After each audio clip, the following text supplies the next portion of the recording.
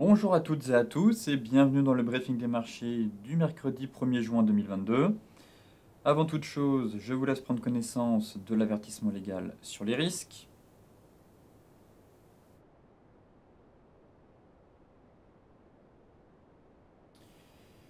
Et aujourd'hui, nous avons une journée assez intense, je dirais, en statistiques macro. Et nous avons aussi plusieurs discours, notamment celui de Christine Lagarde à 13 heures et de certains membres de la Fed à partir de 17 heures. Donc une journée assez riche en données macroéconomiques avec plusieurs interventions des membres de la Fed qui pourraient donner un peu plus de visibilité sur le resserrement monétaire à venir. Effectivement, hier, on a quand même terminé en légère baisse à Wall Street, au terme, je dirais, d'une séance indécise, marquée notamment par les fluctuations du pétrole et surtout par la réaction des marchés aux déclarations d'un responsable de la Fed suggérant un durcissement de la politique monétaire plus prolongé que prévu aux États-Unis. Donc, on a actuellement un peu des discours contraires de la part de la Fed. Rappelez-vous, hier et en fin de semaine dernière, les marchés ont quand même repris de la hauteur en se disant justement que la Fed allait lever le pied à partir du mois de septembre. Et hier, un responsable de la Fed a déclaré vraiment le contraire en disant qu'il était nécessaire à chaque réunion de relever les taux de 50 points de base jusqu'à qu'on ait une diminution nette de l'inflation. Donc là, pareil, cet après-midi, de nouveau des discours de la part de plusieurs responsables de la Fed qui devraient eux aussi donner leur propre vision de la politique à venir sur la Fed. Donc hier en plus, les cours du pétrole se sont retournés à la baisse, plombant les valeurs de l'énergie après une information du Wall Street Journal selon laquelle l'OPEP envisage de suspendre la Russie des accords d'encadrement collectif de l'offre, ce qui pourrait en fait inciter certains pays à augmenter leur production. On avait aussi la rencontre entre Joe Biden et Jérôme Powell. Et globalement, rien de nouveau. Au cours de leur entretien, le président des États-Unis s'est engagé à respecter l'indépendance de la Réserve fédérale. Donc, pas de nouvelles de ce côté-là.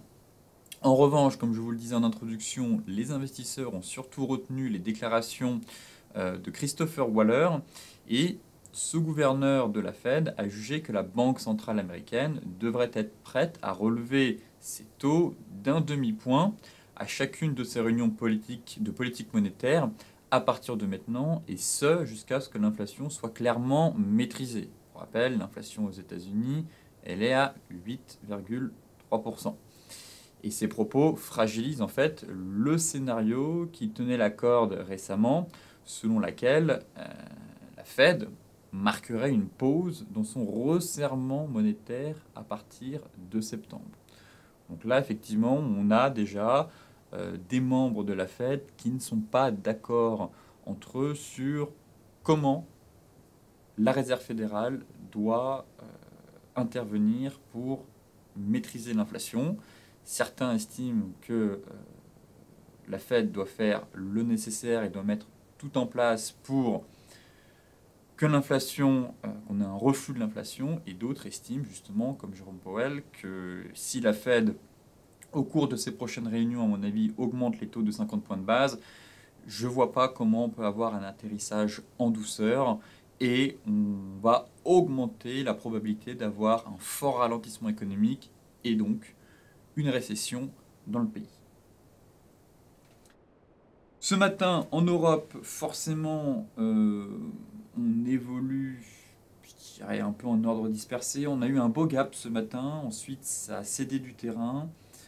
Le CAC 40 est légèrement en baisse ou quasiment flat. Le DAX, lui, en légère hausse. Bon, on a quelques valeurs qui tirent leur épingle du jeu, notamment la hausse des valeurs automobiles et bancaires, qui relayent un peu au second plan, toujours les préoccupations liées à l'inflation, à la remontée des taux d'intérêt et forcément à leur impact sur l'économie. Côté indicateur, après l'annonce en début de matinée d'une baisse de 5,4% plus forte qu'attendue des ventes au détail en Allemagne, les marchés surveilleront ensuite les résultats de l'enquête ICM sur l'activité manufacturière aux États-Unis et enfin ceux d'ADP sur l'emploi privé. Pour rappel, on a quand même le rapport mensuel sur l'emploi aux États-Unis vendredi à 14h30. Donc ça, c'est le gros catalyseur macro de la semaine. Enfin, on a aussi cet après-midi le communiqué de politique monétaire de la Banque du Canada qui devra annoncer, sans surprise, un nouveau relèvement d'un demi-point à 1,5% de son taux directeur. Donc là, voilà les grosses données à venir aujourd'hui. Et pour rappel, en fin de journée à partir de 17h, plusieurs speakers de la Fed sont attendus. Donc à mon avis, on a une journée assez intense entre données macro et intervenants de banque centrale.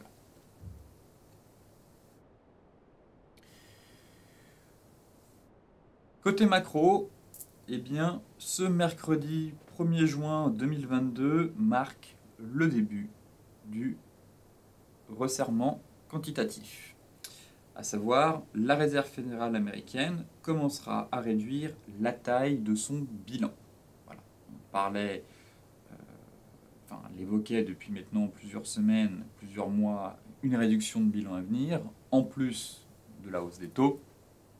Le bilan a doublé, a plus que doublé même en quasiment 24 mois. Vous voyez, on a atteint quand même 9 000 milliards. Donc là, c'était vraiment argent magique, injection de liquidité à foison. Open bar, très clairement. La fête battait son plein dans le casino. Et aujourd'hui, c'est un peu la gueule de bois puisque on est sur des relèvements de taux. Et on cherche toujours à savoir combien de fois la Fed va relever ses taux. Et en plus de ça, on assiste à une réduction de bilan.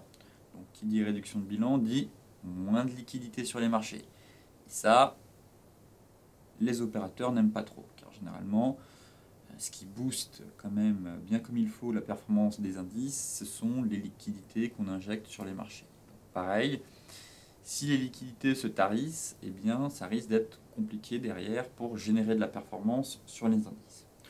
Ce qu'il faut retenir, c'est que de 9 000 milliards de dollars, le bilan de la Fed dégonflera dans un premier temps de 47,5 milliards par mois. Après 3 mois, la réduction grimpera à 95 milliards de dollars par mois. Voilà comment on va procéder, comment la Fed va procéder concernant la réduction de son bilan. Et en réduisant son bilan et en augmentant ses taux d'intérêt, la Banque centrale espère en fait juguler l'inflation, qui culmine, comme je vous le disais, à 8,3% sur un an en avril. Maintenant, reste à savoir si cela va être efficace, j'espère que oui. Où va se situer l'inflation dans les 3, 4, 6 prochains mois? Je pense que personne n'a de réponse à cette question, même les banquiers centraux avouent s'être trompés sur la trajectoire de l'inflation. En tout cas, ce sont des méthodes nécessaires pour contrôler l'inflation. Après, bien évidemment, reste à savoir comment le marché va réagir lorsque la Fed va réduire son bilan et comment est-ce que ça va une nouvelle fois impacter les marchés. Déjà qu'ils sont impactés par la hausse des taux, si en plus on commence à réduire le bilan, ça risque d'être compliqué. Maintenant, encore une fois, ce qui est important de savoir, c'est jusqu'où la Fed est prête à aller avant de sauver les marchés. Certains estiment justement qu'à partir d'une chute de 20%, la Fed n'interviendra pas. Effectivement, c'est trop peu pour sauver je dirais pas sauver l'économie, mais sauver les marchés. Le but, là actuellement, c'est vraiment de contrôler l'inflation. Mais en tout cas, on ne peut pas exclure une nouvelle dégringolade sur les marchés face à une politique assez stricte et agressive de la part de la Fed. Maintenant, reste à savoir quelle est la limite, quelle est la barrière que va se fixer la Fed avant de faire marche arrière et au final enclencher de nouveau un quantitative easing, donc à savoir de nouveau injecter des liquidités sur le marché pour refaire grossir son bilan. Ça, seul le temps nous le dira et les perspectives à venir de l'inflation. Justement ici, nous avons l'inflation en zone euro par rapport à l'inflation américaine. Et ce qui est assez étonnant, c'est que plusieurs analystes, même économistes, nous prédisaient qu'il y avait un écart d'inflation entre les États-Unis et la zone euro. Et les derniers chiffres européens publiés hier, en fait, nous prouvent un peu le contraire, puisqu'on a une inflation en zone euro qui a dépassé les 8,3%, alors qu'aux États-Unis, elle est un peu plus faible. Vous voyez ici, voilà, on espère avoir atteint un pic de l'inflation aux États-Unis, effectivement, et pour l'heure, en zone euro, eh bien, on a toujours une inflation galopante, une banque centrale européenne qui, pour l'instant, je trouve, pratique encore un peu la politique de l'autruche, mais effectivement, on a un peu de salles, deux ambiances. On a déjà une banque centrale américaine qui a relevé plusieurs fois ses taux, qui prévoit de relever même de 50 points de base, et une BCE qui se montre frileuse sur la réduction du bilan, en tout cas, qui ne souhaite pas, pour l'instant, réduire son bilan, et avance très doucement et très lentement pour relever ses taux. Le problème ici, c'est que l'Europe et la zone euro est très exposée à la Russie et les effets de la politique monétaire de la Fed commencent en tout cas à se manifester et qu'on a une diminution de l'inflation, en zone euro, on pourrait continuer à accélérer. Car effectivement, logiquement, les outils qu'utilise la Fed finira par porter ses fruits. Donc elle a déjà sorti, elle a déjà montré les muscles. La BCE n'a encore rien fait, et si on reste comme ça, l'inflation pourrait aller chercher 8,5, 9, voire 10%. En fait, on peut très vite, au vu des stats publiés dans certains pays de la zone euro, certains pays de la zone euro ont une inflation déjà entre 15 et 18%, on peut très vite en fait, s'installer dans une spirale inflationniste avec l'envolée de l'énergie, des matières premières, des coûts de production, des revendications salariales, de la compression des marges et forcément des prix plus élevés. Donc voilà actuellement à quoi est confrontée la zone euro. Et effectivement, derrière, comme vous l'avez vu hier, on a quand même eu un embargo sur le pétrole, un embargo partiel, mais ça a quand même dopé les prix du pétrole et donc ceux de l'énergie. Pareil, si on n'a pas une détente sur l'énergie, qui est une composante importante de l'inflation, ça va être difficile d'espérer un pic de l'inflation pour le mois de mai, quand on aura les prochaines données. Donc là, parti comme ça, à mon avis, aux États-Unis, peut-être qu'on a un pic qui a été atteint. La Banque centrale fait le nécessaire pour juguler l'inflation, alors qu'en zone euro, eh bien, avant juillet, en tout cas, ça me paraît compliqué. Ça me paraît compliqué et je n'exclus pas une accélération de l'inflation à 8,5, 9, et pourquoi pas 10 dans les semaines à venir, dans les mois à venir, surtout si les prix de l'énergie continuent de flamber.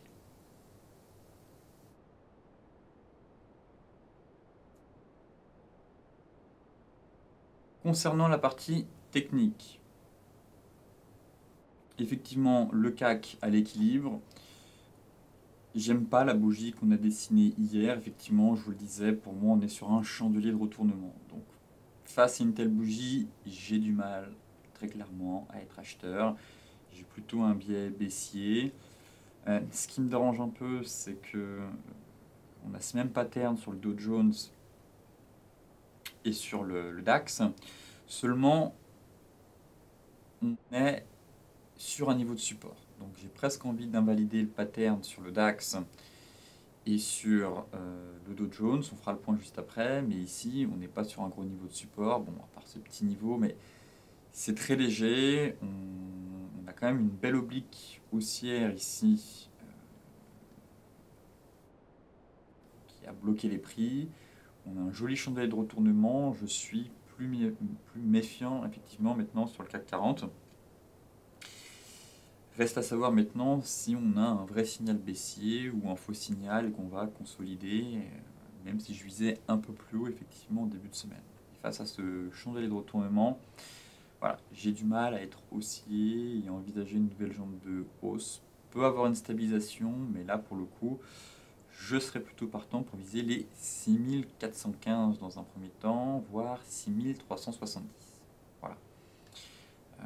Je reverrai ma copie si effectivement on a une belle bougie qui casse l'oblique et qui remonte au-dessus des 6500.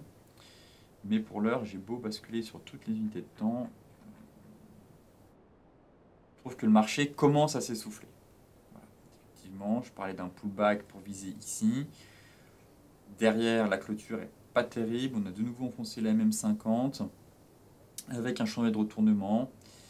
On avait un début de reprise haussière. Je suis un peu tiraillé. Très honnêtement, j'ai du mal à voir de nouveau une nouvelle jambe de hausse. Je trouve que les dernières news qui sont tombées là en ce début de semaine n'étaient pas terribles. J'attends de voir ce que ça va donner avec les données macro à venir et les discours de plusieurs membres de la Fed cet après-midi. Mais plus prudent maintenant sur les achats, je pense, et peut-être adopter un biais baissier pour viser 6415 et pourquoi pas 6340. Mais en tout cas, sentiment très clairement que le marché commence à manquer de carburant, que la hausse, que la reprise haussière commence à s'essouffler et qu'il ne faut pas ignorer le signal baissier qu'on a eu en délit.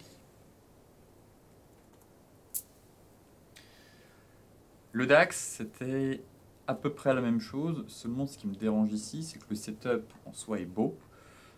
La bougie manque un peu de corps pour vraiment valider. Vous voyez cette bougie-là, logiquement, c'est clôture dans plus de 50% du corps de la première bougie. Et là, on n'a pas vraiment clôturé dans plus de 50. Bon, il manque pas grand-chose, mais en soi, le pattern est très beau. Gap haussier, cap, de nouveau un gap baissier, belle bougie rouge. Le pattern est vraiment très beau. Le deuxième élément qui me dérange, c'est qu'on a ouvert avec un gap haussier ce matin et qu'on a préservé les 14 400, 14 415. Donc là, c'est notre pivot. Hier, on l'a cassé, on est repassé au-dessus. Effectivement, si on parvient à accélérer sous ce niveau, je pense que voilà, la stratégie reste bonne pour aller chercher un peu plus bas, 14 130. Bien entendu, il y a un élément qui me dérange, c'est que ce pattern intervient un peu au milieu de nulle part. Voilà. Je pensais qu'on aurait eu un range, qu'on aurait eu une dernière jambe de hausse. On va peut-être la voir si on invalide. Mais si on avait eu vraiment ce pattern sur le haut de range, là, sans aucune hésitation, j'aurais proposé un trade à la vente. Là, le pattern est beau. Ce qui me dérange, c'est qu'on n'est pas tout à fait sur un gros niveau technique. Il est au-dessus. Et ensuite, les cours ont réussi à repasser au-dessus de notre niveau de support, de notre résistance. Ici, on l'avait cassé, ce niveau de support. Donc là, on est repassé au-dessus. Et c'est un peu embêtant. Voilà.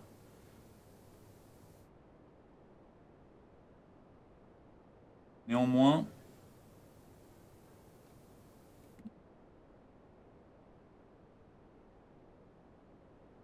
faut qu'on accélère. Qu'on accélère sous les 14 400 pour viser retour sur Kijun et 14 130. Voilà. Pour moi, on a un beau niveau ici à venir chercher.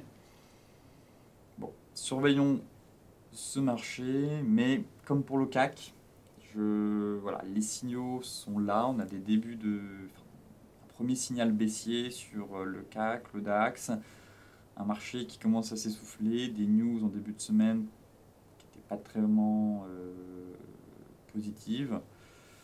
Par conséquent, je me montre un peu plus prudent. Néanmoins, vendre ici, je trouve que c'est encore trop tôt, dans le sens où on est sur support. Donc l'idéal serait vraiment de casser ce support pour accélérer derrière un peu plus bas. Effectivement, on a ce canal aussi en données 4 heures. On voit très bien. Là, l'idéal, ce serait d'avoir une cassure de cette oblique. On a une oblique, si on casse violemment cette oblique, pourquoi pas tenter une vente et aller chercher un peu plus bas derrière.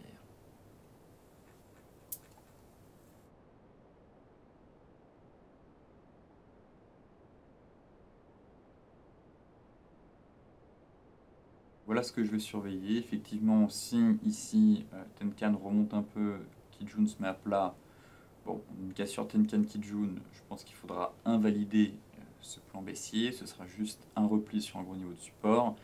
Et si finalement derrière on commence à accélérer, je pense qu'il faudra véritablement prendre en compte le chandelier baissier qu'on a eu en données daily pour mettre en place une vente.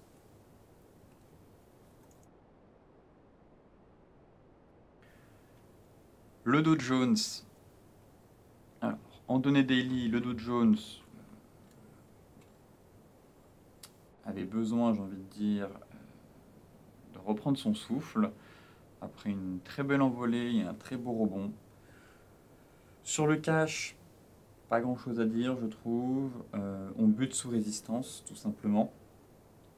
Une grosse résistance, on s'est offert un léger repli.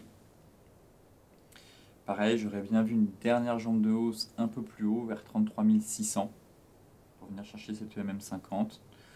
Pour l'instant, en données 4 heures, ça reste solide, je trouve. Sur l'indice CAC et DAX, comme on a pu le voir, on a des signaux de retournement. Autant sur le Dow Jones, pour l'instant, pas de signal. En tout cas, on a une hausse, on a juste eu un repli de marché. Le marché avait besoin de souffler après un joli rebond de plus de 2000 points ici. Mais on n'a pas cassé les précédents plus bas. Et la dynamique de très court terme reste haussière. Là, pour moi, on est vraiment sur un gros niveau de résistance sur le cash au-dessus de la tête, et en dessous, on est sur un bon niveau de support. Car effectivement, si on regarde sur les futurs, difficile aussi d'être vendeur tant que le support n'a pas cédé. Et donc pareil, on a à peu près le même chandelier ici, seulement qu'on n'a pas de gap sur les futurs. Lundi, en plus, c'était férié aux États-Unis, mais le chandelier est à peu près le même que sur le CAC et le DAX. Vous voyez, belle bougie, léger gap, belle bougie rouge. Ça manque de corps pour moi, mais on est un peu dans ce pattern d'étoile du soir.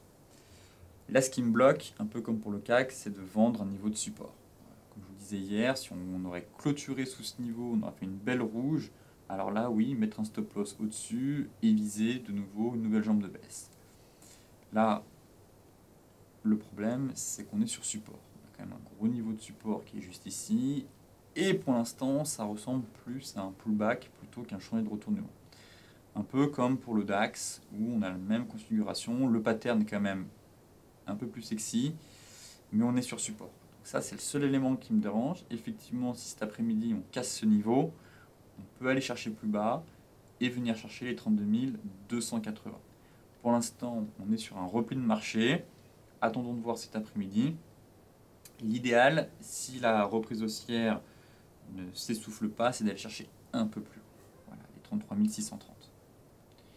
Et pour l'heure, si on bascule en données horaires, bon, pas grand chose à signaler, ça reste haussier, repli, on consolide. Pour moi, le pivot, c'est vraiment les 32 940, 32 850. Voilà. Là, je pense en tout cas que les vendeurs reprendraient la main et on pourrait facilement aller chercher les 32 280. L'euro-dollar.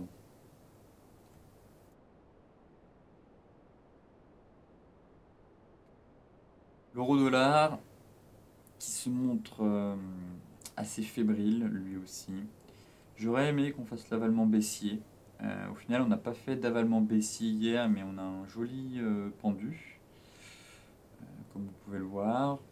Je trouve que l'euro, pareil, manque de carburant, on a eu un beau rebond.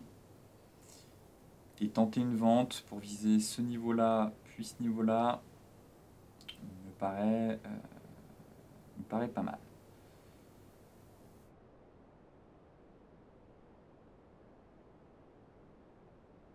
J'ai du mal sur la poursuite de la hausse avec une sortie par le haut de ce canal. Je trouve qu'on est capé par la borne haute, la MM50. On est venu casser hier Notre fameuse oblique, sortie de biseau. Bon, je trouve que l'euro patine un peu, très clairement. Et je serais tenté de mettre en place une vente sur ce joli niveau.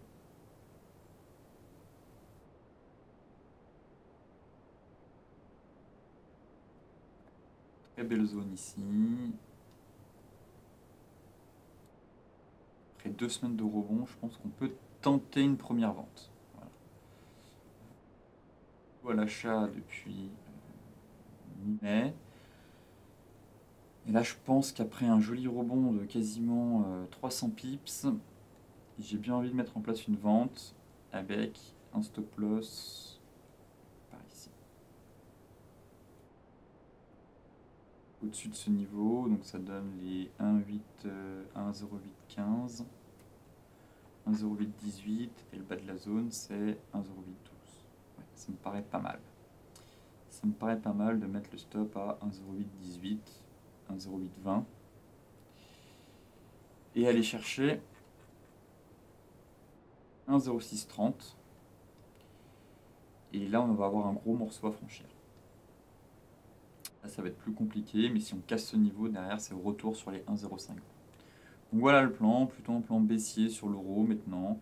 J'aurais préféré un avalement, très clairement. On a un pendu, c'est pas horrible, l'avalement est plus puissant. On est sous une zone de résistance, un haut de canal, une MM50 qui bloque les prix. Donc pour moi, j'ai envie de tenter une vente de court terme pour aller chercher 1,0636 et en TP2, 1,0520. L'USD Yen, voilà pour le coup ça se passe plutôt bien. Belle impulsion.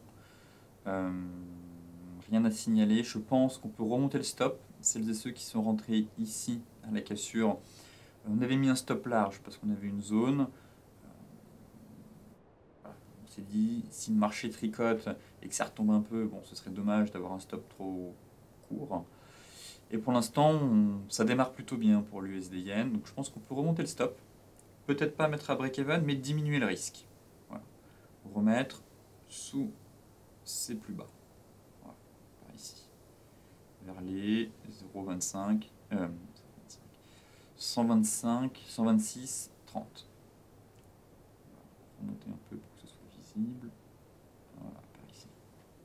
Donc là, on diminue le risque. Et je pense que si on a une belle clôture au-dessus de ce niveau, que ça continue de pousser, bah, d'ici demain, on pourra mettre un break-even. Voilà. Mettre un break-even, pourquoi pas se payer, soit sinon, comme on a remonté le stop, se payer maintenant et financer le stop loss. Voilà. Prendre une petite partie de ses bénéfices, on a une belle montée, se payer maintenant, c'est pas interdit. Mais au moins, vous ne mettez pas votre stop à break-even si ça retombe, vous financez votre stop loss. Comme ça, si ça retombe complètement, bah, vous n'avez rien perdu. Donc voilà, deux méthodes. Soit vous restez tel quel, vous remontez le stop, vous diminuez votre risque, vous restez en position, vous allez chercher votre TP.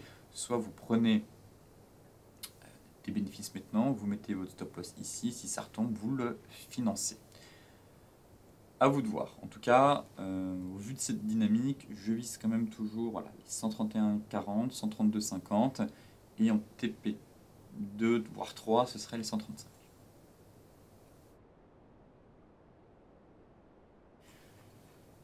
La dynamique est franchement belle. Belle sortie de fanion par le haut, sortie de triangle ici, ça part. Honnêtement, rien à signaler.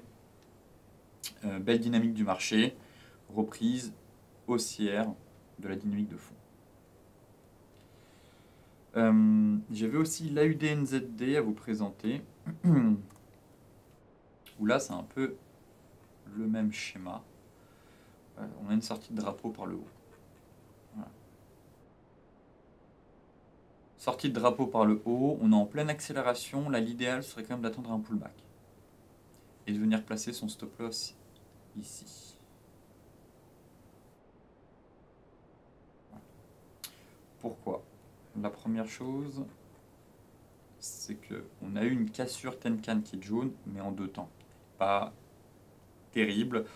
C'est pas la meilleure cassure des Tenkan qui jaune, puisque ici on a eu premier temps cassure qui jaune, et là en fait elle est remontée, et le temps que ça ouvre, ça fait la cassure Tenkan qui jaune. Voilà, je préfère vraiment qu'on a cassure, et ici cassure Tenkan qui jaune sur une seule bougie. Là elle se fait un peu en 2 temps, Mais la bougie d'hier est franchement belle.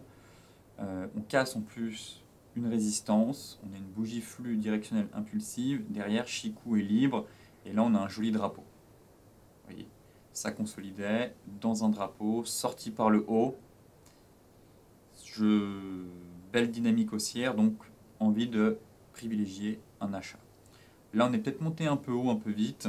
L'idéal, ce serait vraiment d'essayer d'affiner votre ratio, d'attraper sur pullback, si on peut voir un petit repli, pour viser un beau TP1 ici et un TP2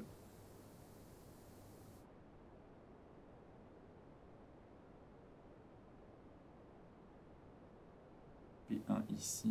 Je pense qu'on aura un gros TP2 par ici. Là, si on dézoome, je vais enlever l'Ishimoku, hop, caché. Ouais, c'est parfait. Ça me semble pas mal. Ça me semble pas mal. Si on regarde et qu'on reporte un peu cet objectif, ce que ça peut donner, ouais, c'est à peu près ça. Donc voilà le plan. Pour moi, on a une belle tendance haussière, consolidation au sein d'une figure chartiste, cassure Tenkan Kijun hier, sortie de drapeau par le haut, affiner le ratio. Pour cela, vous mettez votre Ishimoku, vous regardez en données 4 heures, vous regardez où est la Tenkan, elle est quand même assez éloignée des prix, si elle peut remonter, essayez d'attraper vers les 1,03, 1,1030.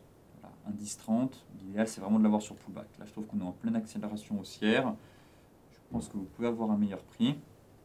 Suivre la Tenkan, la remonter, attraper sur pullback, placer son stop loss sous la MM50 et sous Kijun. Donc là, la MM50 va continuer à remonter, donc par ici, ça me semble pas mal. Au cours des prochains jours, elle va remonter. Et prendre un TP1 sur les 1,1140 et un TP2 sur les 1,1246. Le gold se casse la figure. On était prisonnier dans un étau. Je vous disais que j'étais pas fan de la configuration, de la structure graphique, avec, si je me souviens bien, notre Kijun. Alors non, c'est en données daily. Données hebdo, on n'avait pas trop d'obstacles, mais c'était surtout en données daily. Effectivement, on avait notre Kijun ici. Alors oui, on avait eu la cassure Tenkan Kijun en données 4 heures. Je vous disais, bon, déjà le marché américain n'est pas ouvert, donc attention, risque de faux signal. Et en plus, on avait la Kijun daily juste au-dessus de la tête. Bon, ben voilà, le signal a été complètement, il a complètement dysfonctionné du coup. Effectivement, j'étais aussi plus hésitant dans le sens où on évoluait entre Tenkan et Kijun et généralement ça marque une grosse hésitation de la part du marché. Là, on casse par le bas. Ça reste baissier selon moi, donc celles et ceux qui veulent tenter une vente, eh bien c'est pas interdit. Mettre le stop loss un peu plus haut. Pour ma part, je vais rester à l'écart et attendre un véritable signal haussier pour revenir sur ce marché. Là, pour l'heure, les vendeurs reprennent la main. Solider dans un petit triangle. Ça casse par le bas. J'estime qu'on va sûrement aller plus bas sur le gold. Voilà, donc rien ne presse. Fin de la reprise haussière, ça cale sur les 1850. Bon, bah là, très clairement, on n'est pas à l'abri que le marché revienne tester à nouveau les 1800 et qu'on parte dans un gros range derrière. Voilà un scénario à prévoir et anticiper. Potentiellement un scénario de trading range sur ce gros niveau. De ce fait, si certains veulent tenter une vente, c'est pas interdit, très clairement. Je ne mettrai pas en place un plan baissier, mais voilà, ça reste baissier depuis les 2070. Le marché s'essouffle. Les vendeurs reprennent peu à peu la main. Donc maintenant, encore une fois, j'attends mes gros niveaux techniques pour tenter un achat. Et là, j'estime que ce sera sur les 1800-1790 dollars. Le Brent, ça a été un peu les montagnes russes hier. Néanmoins, je trouve qu'il ne lâche rien. Mais effectivement, après les annonces du Wall Street Journal, on a perdu 3%, alors qu'on en gagnait 3%. Donc On est passé quand même de 121 $ à 115 $, belle variation. Le TP1 a quasiment été fait. Logiquement, certains ont dû prendre leurs bénéfices. J'espère que vous n'avez pas été trop gourmand. Je visais les 121,60, on a fait les 121. On est venu taper un gros niveau. Pour l'heure, j'ai envie de garder mon biais haussier quand même, dans le sens où ici c'est un peu la zone de neutralité. Zone de neutralité. Pour moi, les vendeurs reprendront la main si on casse ce niveau, et les acheteurs montreront de la force si on casse les 121,60. Mais entre les deux, vraiment zone de neutralité, d'hésitation. Je trouve quand même que les acheteurs sont en place, que malgré la belle correction qu'on a eue hier, eh bien on n'a pas enfoncé le niveau de support, et qu'au contraire le marché se cherche.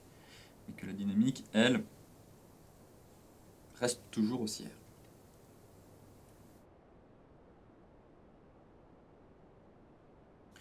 Voilà, en données 4 heures, bon, ça reste aussi, effectivement, vous voyez, on a un range qui est en train de se construire de très court terme.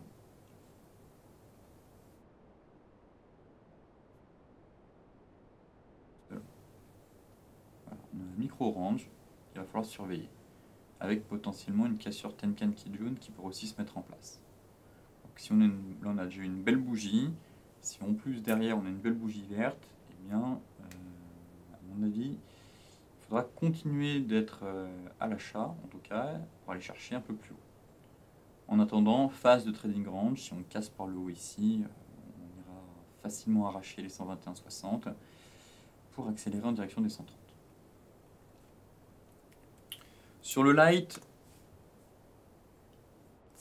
je suis mitigé sur le light, dans le sens où on a eu un chantier de retournement hier sur le haut de canal.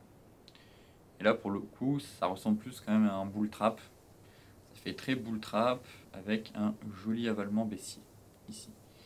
Donc pareil, on était bien parti, ça cassait, hop, on ravale, avalement baissier, bull trap, on revient sous notre canal. Bon, pareil, je pense que ici je passerai baissier, j'estime que c'est trop tôt pour être baissier. Et je passerai baissier vraiment si on enfonce ce niveau. Voilà. Ici, là, les sommets, c'est que de la mèche. On vient de pullbacker, on est soutenu par la Tenkan. Donc effectivement, si on break la Tenkan, je passerai baissier pour viser un peu plus bas. Pour l'heure, comme sur le Brent, j'estime que les acheteurs sont toujours en place en fait. Que les acheteurs sont toujours en place, on a une grosse correction, ça ne plie pas. Voilà. Ça ne plie pas et on n'a pas cassé de niveau de support en fait. On était en train de casser une résistance, on a été ravalé, on est retombé sur un niveau de support, comme sur le Brent. De ce fait,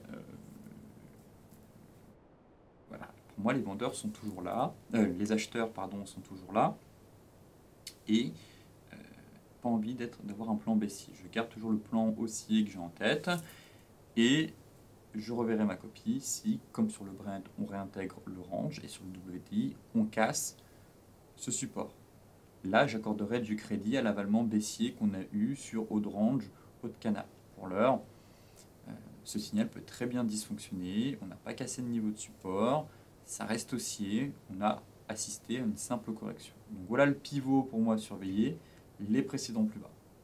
Pour derrière, effectivement, viser un retour sur les 107 s'ils sont amenés à casser. Mais pour l'heure, j'ai pas envie d'être à contre-courant. Voilà. Le Bitcoin,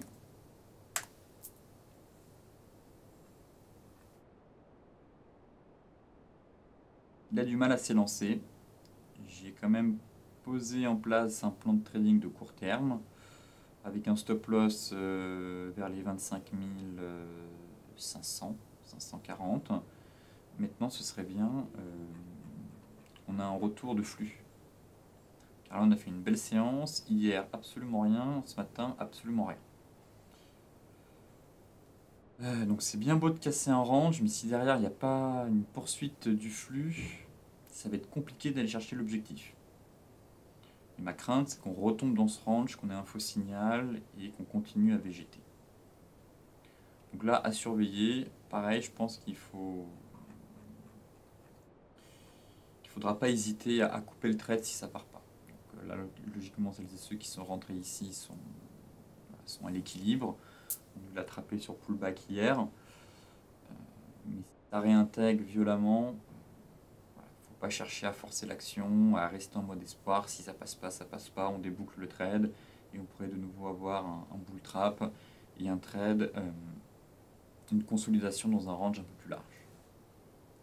Mais dans l'idée, comme sur l'Ether, je trouve qu'on avait des signaux plutôt encourageants. Même si sur le BTC, j'étais moins fan que sur l'Ether. Autant sur l'Ethereum, on avait la divergence haussière. Ici, juste une sortie de range très très larvée. Et par le haut, la bougie était belle. Voilà pourquoi je m'attendais à un rebond technique pour viser le gap CME vers 35 000. En tout cas, ça reste mon objectif de court terme. On verra si c'est atteint. Je ne vise pas plus haut pour l'instant. Je trouve que le marché est lourd, complexe, difficile, que les catalyseurs haussiers manquent à l'appel. Là, c'est vraiment du trading pur pour viser un rebond technique. Maintenant, quitte à choisir entre le BTC et l'Ethereum, je préfère le scénario technique de l'Ethereum.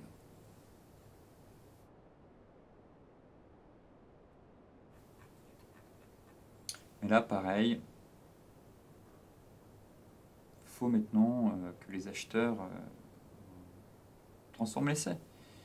C'est bien beau de valider des signaux haussiers sur des zones mensuelles, mais si derrière le flux n'est pas là, on va retomber. On va végéter une nouvelle fois et la divergence va peu à peu dysfonctionner. Donc ce serait dommage d'avoir une divergence haussière qui marque juste, qui nous indique la fin d'un creux de marché avant de repartir. Donc, risque de stabilisation et derrière range, on végète et il ne se passera rien. Donc voilà pourquoi l'Ethereum est quand même un peu plus sexy, je trouve, que le BTC. On a une meilleure dynamique et surtout, voilà, on a une divergence haussière qui a été validée alors que sur le BTC, on a uniquement une sortie de range. Donc là, si on reporte l'objectif théorique, pour moi, c'est d'aller chercher au moins les 2335. L'idéal, ce serait les 2600. Donc pareil, je ne passe pas baissier tant que les 1730 ne sont pas enfoncés. Donc là, le plan, ce serait la même chose, de mettre un stop loss juste en dessous. Pour jouer cette divergence, viser 2335, 2500, et si on casse, eh bien tant mieux, on pourrait avoir enfin une reprise haussière.